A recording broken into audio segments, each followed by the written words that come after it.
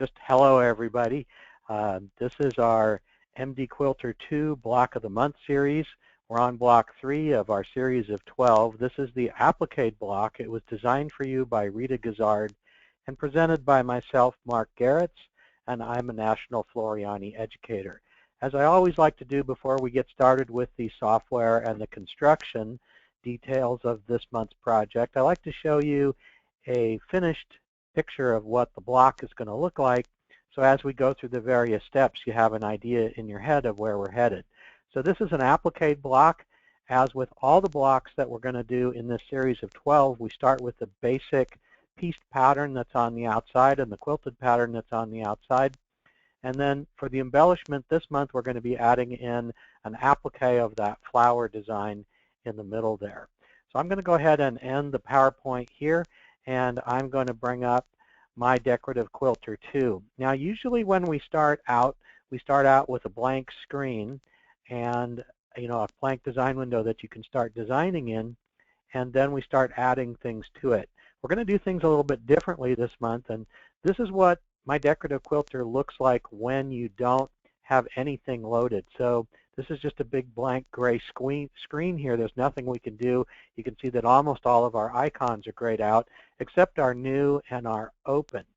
So instead of clicking new, which is what we normally do, this time we're going to start out by opening up a design.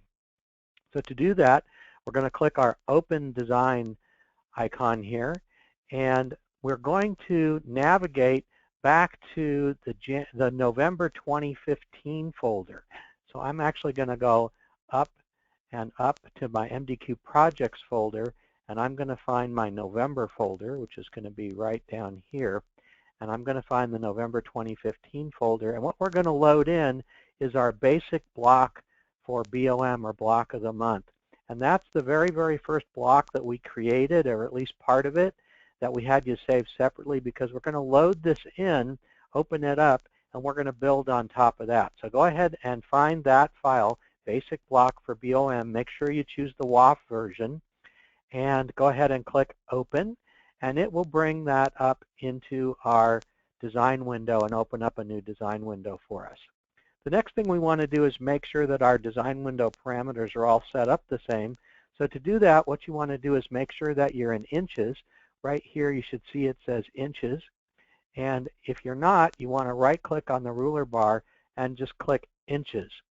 And we also want to make sure that our show grid is checked, and importantly that snap to grid is unchecked. Okay, so that's the important thing. And usually we set up grid settings. This is set to something that I was playing with before. It really doesn't matter. We're not really going to use the grid settings, so it can be pretty much anywhere you want. In fact, if you want, you can turn off show grid. So when you have that all set up correctly, go ahead and click off it anywhere, and your screen should look something like this. The next thing we're going to do is we're going to actually add another block to this, and we're not actually going to use that block as a quilt block. We're going to use the artwork in that quilt block as the basis for our flower design. So we're going to do it the same way we would normally load in a quilt block, by coming up here to our select block icon and clicking it, and it's going to come up and it's going to start out in the first directory, which is our set of album blocks. And what you want to do is click the down arrow, and we're going to go all the way down here to Dresden plates. So go ahead and click that so you can see the Dresden plates. And then down here at the bottom, we usually bring this in at whatever size it comes in at, but this time we're going to use the feature that allows you to select a custom size. So if yours is set, say, to 6 by 6 right now, you want to set it to custom, and over here in the value, you want to change it to 3.75. And this is a really cool feature of bringing in a block. It allows you to set the size of your block anywhere you want before it comes into the software. Now, you can always resize it once it comes into the software, but this is just a little bit easier way to do it for this one. So we've got 3 Dresden plates here. We're going to use this one here called Pedal Play. So go ahead and click that, and it's going to bring it in, and you can see it's going to bring it in centered into the design right where we want it to be.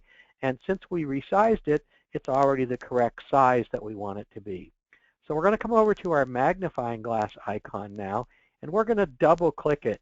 And if you've been following along with any of these webinars, you know that we use that a lot. A double click of the magnifying glass is a shortcut for zoom to fit, and it just makes things bigger so we can see it a little bit better on the screen.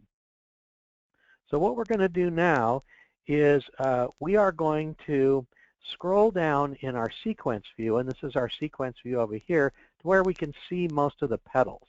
Okay, so I'm going to scroll down so we can see the petals, and we want to make sure that we're able to see petal number 1 and petal number 5. So what we're going to do is we're going to select the first petal in the sequence by clicking it. So that's going to select this very first petal. Now we're going to come down to the 5th petal, which is basically its opposite, so it's the one pointing up, and we're going to hold down the control key. You can't see me doing it, unfortunately, but I'm holding down the control key on my keyboard, and I'm clicking on that 5th petal. And you can see I've got a little blue selection box here showing that I've got both of those selected, and you can see here on the screen I've got a bounding box selecting both of those. So what we're going to do next is we're actually going to make some run stitches going around these pieces of artwork. And to do that, we're going to come down here to our one-click wonders, select the run icon, and simply click it. And that's going to create a set of run stitches going around those two petals. Now while they're still selected, we're going to change the color of them. And what we're going to do is you want to click on this violet color here. In my screen right now, it's color number 7. So you want to go ahead and click that, and that's going to change them to that violet color. Now at this point, all the rest of the stuff that's going on in here is kind of distracting because we want to do some changes to these petals to fit our purposes. And so what we're going to do is we're going to come to these petals right here, and we are going to select them by clicking them, and then we are going to right-click on them, and we're going to use a really cool feature that you get when you right-click. It's up here at the top. It's called Hide Other. And what this is going to do is it's going to hide everything else from view. It's not actually going to delete it. It's just going to take it away so that we're not bothered by it and we can't accidentally select it or anything else. It's still going to be there. It's just going to be hidden. So when we click that, you see that everything else vanishes. It's still all over here in the sequence view. It's just not here in our design view to distract us. So let's go ahead and click the magnifying glass one more time to zoom in. And I'm going to go ahead and turn on 3D mode so that these stitches are a little bit bolder for you on your screen. And you don't need to do this at home. This is just for purposes of the video. So I'm going to go ahead and click the 3D mode so you can see our stitches a little bit better. But what we're going to do now is we're going to come down here to these items in our sequence view, and we're going to click this little plus icon, which is going to expand them. And then we're going to scroll down so we can see both of them. So we can see both of these individual run stitches now. And we're going to select the first one by clicking on it. So we're going to click on that very first run stitch, and we're actually going to come in here and we're going to modify this shape, because what we want is we want this top curve, but we don't want this bottom cone piece here. So what we're going to do in order to do that is we're going to modify the outline that defines where these stitches go. To do that, we're going to use our shape tool, which is the second tool down here on our left set of icons. So we're going to go ahead and click that to go into shape mode, and you can see that I've got some little blue nodes here. And I've got this one here and this one here and some other blue nodes around, but we're going to be concerned with this one and this one. We're going to start with the left one, and what you're going to do is you're going to bring your mouse over to it, and you can see as I get close to it, a little blue dot appears, and that blue dot appearing means that I'm close enough to it now to where if I were to click, it would modify this node. So I'm going to get right over it just to be safe, and I'm going to right click on it. Now as we go through this webinar today, if I just want you to left click on something, I'm simply going to say click. If I want you to right click, I'm going to say right click.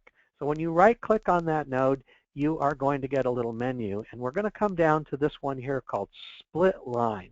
And what this does when we click it is it actually breaks this shape apart. Right now it's a continuous shape that goes all the way around with no breaks in it.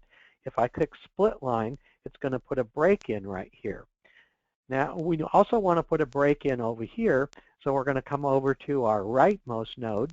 We're going to right click on it, also select split line, and that's going to actually split it now into two objects since we've broken it in two places. So we have the bottom half and the top half. And you can see over here in our sequence view, we've got this bottom piece and the top piece. We're going to select the top piece, or the bottom part, which is the first item here in this run sequence, in our sequence view. So click it. That's going to change us back to normal select mode. You can see we have a normal bounding box here. We're back on our normal select tool. And now we're going to simply delete it. We're going to do that using our cut icon right here. So I'm going to click that, and it's going to delete the bottom half. Now we're going to do the same thing with the bottom petal. So we're going to come over to our sequence view and click it. We're going to again go into shape mode. I'm going to go to my rightmost, or my leftmost rather, node. I'm going to click it. I'm going to say split line. I'm going to do the same thing here. Click it and split line. So now I've got two different shapes. I'm going to select the last item in the sequence view, which is that cone shape of the bottom petal, and I'm going to click cut one more time. So now what we've got is we've got this petal and this part of the petal, and we need to do a few more things to get into shape. So what we're going to do is we're going to come to the top item right here, which is both of those runs, and click it. So now we've got both of those runs selected, and we're going to make a copy of it. So we're going to come up to our copy icon, and we're going to click copy, and then we're going to paste it. When I click paste, it's going to go right over the top of itself. You can't see it, but if you look in my sequence view, I've got two sections of it, and the one I just pasted, it's already selected for us. And what we're going to do is we're going to use our rotate icon to move it over 45 degrees. So we're going to come to our rotate left 45 degree icon and click it once, and now you can see we've got part of our petal starting to appear. So we're just going to repeat this all the way around. Now we could keep copying and pasting and rotating that one piece around, but instead we're going to do it a little bit smarter. We're going to use a shortcut. So we're going to come back up to the top, and we're going to select both of them by clicking the top item. We're going to do the copy and paste one more time. So now we've got a second set of two, and we're going to rotate left one and twice. And now you can see we've created that whole petal. Now it took a long time to kind of explain, but in fact it didn't take very long to do. So we've got this cool petal now. The only problem with it is, and you can kind of see that we've got these jump stitches in the middle here, because we did this one, then this one, then this one, then this one, it's not going to stitch out in an order that makes any sense. We'd prefer for it to start stitching here and go here and go here and go here and go here all the way around. So in order to do that, we're going to change the way things stitch in our sequence view. So here's all the run stitches in our sequence view here. And I'm going to click on the very first one so you can see that that's the top one. And you can see if I click on the second one, it's this one down here. But what I want is this one to actually be the second. And you can see that that's actually the third run in our sequence view. To get it to actually be in the second position, I'm going to use a feature sequence view that allows me to simply drag the items into the order that I want. So I'm going to click on it, and I'm going to drag it up into second position. Now, the way this works is you actually drag it one step higher than you want it. So I'm actually going to put it right on top of the first one. And when I let off the mouse, it's going to drop down into the second position. So you can see right here, it's now in the second position. Now, the next one that we need to fix is the fifth run. So that's 1, 2, 3, 4, 5. So this one actually needs to be in the third position. So I'm going to drag it up to the second position and drop it, and it's going to pop itself down into position number 3. And the last one we need to do is run number 7. That actually needs to be the fourth run. So I am going to drag it up to number 3 and let off, and it's going to go in the fourth position. Now, it turns out that all the rest of them are in the right sequence. So you can see if I click through them, we have run number 1, 2, 3, 4, 5, 6, 7, and finally run number 8, all in the right sequence. So this has our petal created now, and we're all in the right sequence. Now we're going to use this to be both our tack down stitches and our placement line for our applique. So what we've created here, this is fine for our placement line, and what I've done is I've just collapsed it by clicking on the minus icon, so now it's all right here. So I'm going to select everything by clicking on it, and I'm going to make a copy of it to turn it into our tack down line. So I'm going to come up and click copy and then paste. So now I've got 2 of them, and the second one is automatically selected for us. And what we want to do is we want to change the color of this while it's all still selected, while the second copy is selected. And we're going to change the color so that the machine stops between the placement line and the tack down line. We're going to use color number 3 for our tack down. So we're going to come over to our color and we're going to click it, and now we have a totally separate item because it's a second color. Now what we want to do is we want to change the stitch properties to be more appropriate for a tack down. So we're going to come up to our properties box here and change our run type from single run to a bean stitch. And we're going to change our stitch length from 3 to 2.5. So I'm going to type in 2.5. We're going to leave our bean repeats at 3, and we're going to click apply. And if you don't know what it is, a bean stitch is a stitch that kind of goes forward, backward, forward, over itself, forward, backward, forward, and it just creates a stronger stitch. So if we accidentally cut a thread or two, it's okay, and it's going to hold our applique fabric down real nice. Okay, so what we're going to do now is we're going to create our decorative finishing or cover stitches for the applique. So what you want to do next is you want to come over here anywhere into the sequence view and right click, and now we're going to select show all. So I'm going to go ahead and click show all, and that's going to turn everything back on. Okay, so what I want to do now is come down to my sequence view all the way down to the bottom, and we're going to click on the last object, which is the one that we just created, and we're going to use that set of stitches to create the first part of our finishing stitch. To do that, we want to keep this intact, so what we're going to do is we're going to do that copy and paste trick again to make a copy of it. So we're going to click copy and then paste, and then we are going to change its color back to that violet color. So we're going to come back down to number 6 and click it, and that's going to change those stitches into that color. And now what we want to do is we want to turn these into a motif stitch or a motif run. And we're going to do that down here in our one-click wonders by choosing the run motif. So I'm simply going to click it, and you can see now that we have created at least part of the petal for our outline.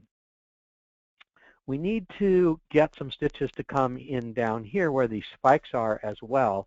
So the way we're going to do that is we're going to use the artwork that's already there. So we're going to scroll up to the top here, and we're going to find this little gold piece here, and we're going to click the plus icon next to it to expand it. And what we have here is we have a circle in the center. We're going to use that for something else in a bit. And we have all these spikes. So what we're going to do is we're going to scroll down so we can see all of the spikes, or maybe not. I don't know that they'll all fit on my screen, but I'm going to choose the first spike, and I am going to come and scroll down, and before I click on the last spike, I'm going to hold down the shift key. So you can't see that I'm doing it on my keyboard, but I'm going to hold down my shift key, and I'm going to click. And what that does is it selects everything between the first one and the last one. So I've got all the spikes selected now, and we're going to turn those into motif stitches as well. So we're going to do that the same way we just did by clicking on our motif icon down here, the one-click icon. Now I put it in a different color. So we're going to come back to color number 6, which is our violet color, and we're going to click it so that now it's all the same color. So we're going to come up in our sequence view, and I'm going to select the first item, and I'm going to come down below, and I am going to hold down the Control key and click the second Motif Run item. And what we're going to do now is we're going to use a really cool feature of the software. It's our Combine feature. And this is this little icon here with the paper clip. It's going to combine all of those different stitches into one object. And the reason we're doing that is it's kind of automatically going to make it stitch out all in the right sequence and all together, so we don't have to manually do it. So I'm going to go ahead and click Combine, and now it's all one nice petal object. Now the very last thing we need to do is we need to create some decorative stitches here in the center. So we're going to scroll up in our sequence view until we find that remaining circle, this gold circle here, this gold artwork circle, and we're going to click to select it. And we're going to use a texture fill here in the center to create our center texture. So that's the very, very first one-click wonder, our texture. So I'm going to go ahead and click that, and it's going to put in a texture of 242. What we want is texture number 243, because it turns out that texture matches pretty well the motif that we used. So I'm going to click the down arrow and click texture 243, and this pattern size is way too big, so we want to change our pattern size to a pattern size of 3. And then we're going to click Apply to lock in those changes. And the very last thing we want to do is we might want to change the color of this, but it's already assigned it a different color. So we're just going to go ahead and leave that color alone. And if I click off it now, if I double click out so you can see the whole block, you can see we've got the parts of the block that we did originally. We've created our motif. These colored petals here, these are just artwork. They're not going to stitch or affect the design in any way. But we've created our tack down, our placement lines, and our motif run and decorative center for the rest of our applique. So that's all we need to do for the software section of this. The only thing that remains to do is to save this. Now, before you run right up here and click Save, it's very important not to do that, because if you can see right here, we've still got that basic block for BOM loaded. If we click Save right now, it's going to overwrite that block. So our basic block is now always going to include this applique. And that's not what we want. We want to keep this as a separate block from our basic block. So what we want to do is come up to File and click Save As. And Save As allows us to give it a different name. And I'm actually going to put it in a different folder. So I'm actually going to go back up to my top level here of my MDQ projects, and I'm going to find the January folder. Here's my January 2016 folder, and you can see we've already given you one to work with. So I'm actually going to just change it from Applique Block. I'm going to put my Applique Block in front of it. So that's the one that I just created. And that's in the WAF format. And we also need to now save it in your machine format so that you can actually stitch it out. So again, to do that, you come up to File and Save As. And instead of leaving it in the WAF format, you want to click the down arrow here and select the machine format that works for your machine. Like for my Baby Lock Brother multi-needle, I would select that format and click Save, and it would save it in that format.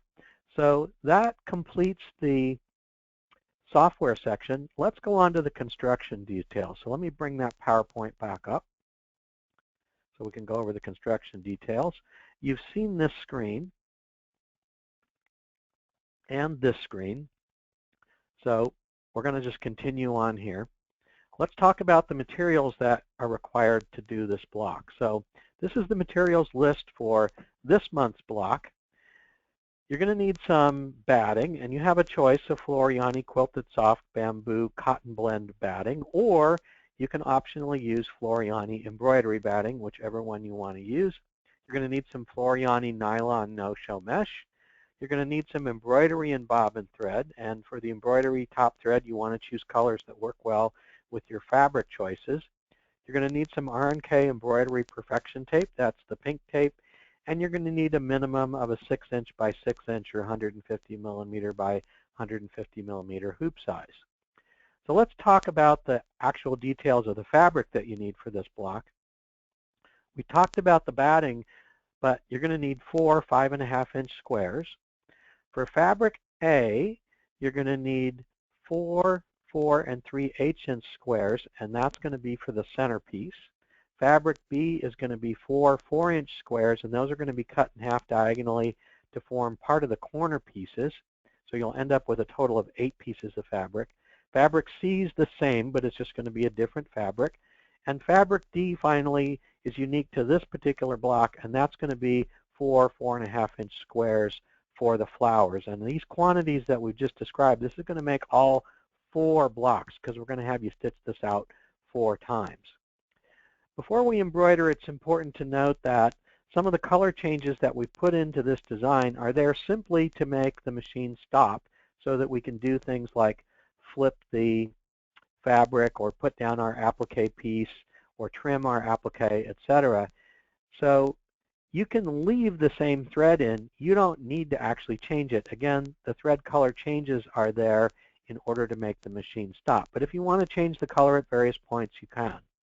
Now, it's important to note that if you have a multi-needle machine, you want to use the machine controls on that machine to insert some stop commands to make the machine stop between the colors. If you don't do that, it's going to just go choose a different color from the rack and start stitching, not give you a chance to do whatever you need to do to the fabric that's in the hoop, and that's not what we want. So make sure you do that.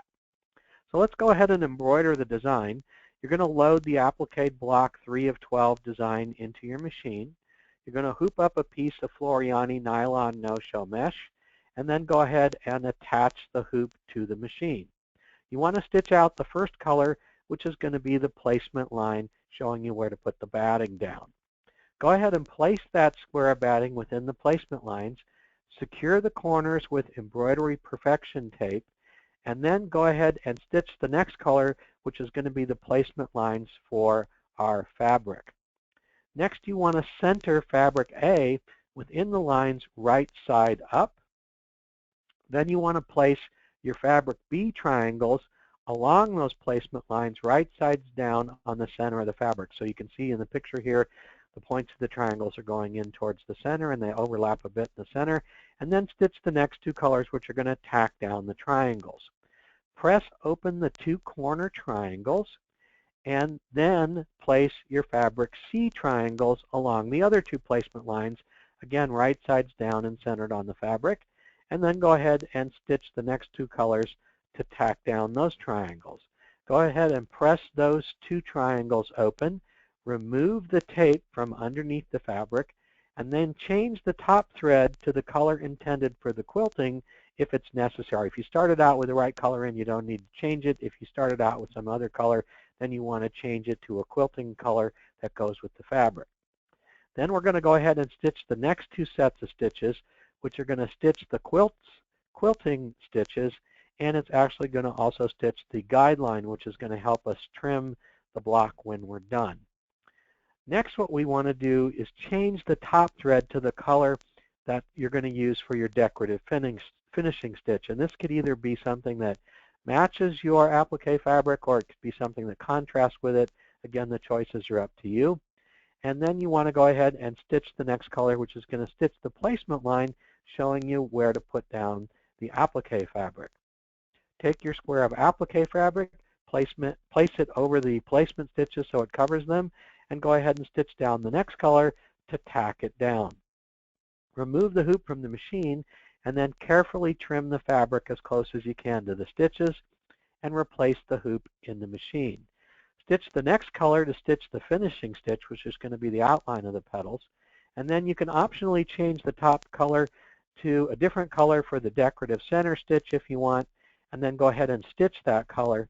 Remove the block from the hoop, and then trim the block to 6 inches square using our stitch lines as a guideline. But again, that's a guideline. You want to make sure that you're a 1/4 inch outside of it and 6 inches square. And then you want to repeat this entire sequence 3 more times to make a total of 4 blocks that either look identical or don't, up to you. And we hope that you will use this PDF that you got as your download along with this video to recreate this project at home. And we invite you to come back next month for the next installment of the series. And we want to thank, of course, everybody for attending. And we want to remind you to post your blocks on the Floriani Embroidery Facebook page, because just like we're going to do at the end of this webinar and announce our winner from our last series, at the end of this series, we're going to have some winners as well. Now, I just want to remind you that in February, which is next month, we are not going to have a live webinar. Instead, what we will have is a download of the project, and as part of that, you'll have a link to either watch or download the video, which we'll be recording in advance. So you will get a video with it. It just won't be a live webinar like February, but starting in March again, we'll be back to our live webinar series. So again, I want to thank everybody for attending, and I'm going to turn it back to DJ now, who's going to tell us about our winners from last month and show us some of the progress that people have made with this series. So DJ, I'm going to throw it back to you. Okay, and can you hear me, Mark? Mm-hmm. Okay, good deal.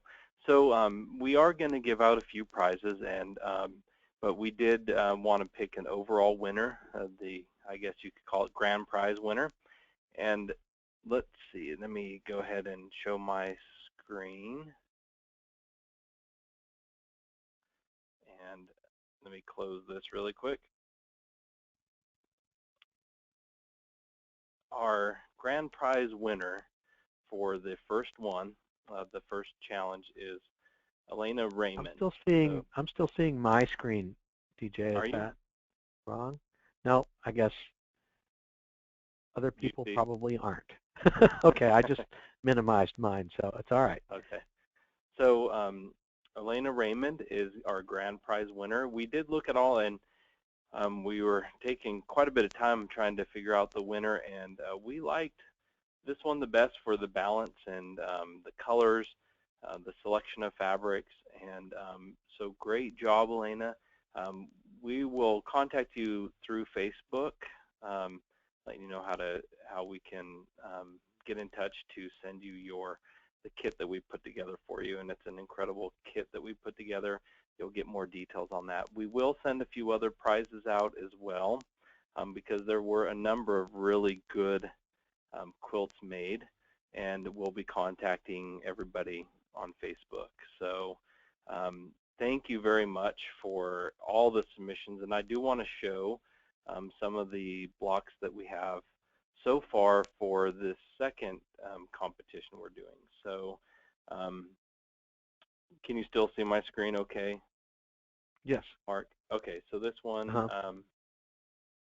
what? This one was sent in by Froggy, and we have a couple of them. Janet's. Just want to scroll through these really quick, because you can see that you have a couple different blocks here with the same color of fabrics. So we have some really, really good, interesting combinations of fabrics and colors going on so far. So we're loving what we see, and we're gonna, I think, have another difficult time picking a winner again. So when this one concludes, so we do have a number of submissions here. So thank you very much, and like I said, the winner of this one, Elena Raymond, I hope that you're on here today, and congratulations, great job, and we look forward to seeing what everyone else does. And did you have anything to add, Mark? No, I just also want to thank everybody and want to say, like DJ said, it was really difficult to pick an overall winner. We really, really liked a lot of the quilts. We liked all of them, actually, but you know, some stood out to us. Of course, don't forget we're guys, but we liked this one the best, but we really, really liked a lot of the other ones. So if you haven't participated in the contest, we really want to encourage you to do it with this sequence. And you can, if you're just starting, you can go back and stitch out the first 3 blocks, because they're all available to you online. Yes. So thank you again, everybody, and I guess next month there will be a recording of the project that Mark will have available at the very beginning of the month when we release the next project. And then we will see you guys again for an MDQ webinar in March. So thank you, everybody, and we look forward to seeing you in the next webinar. Bye-bye.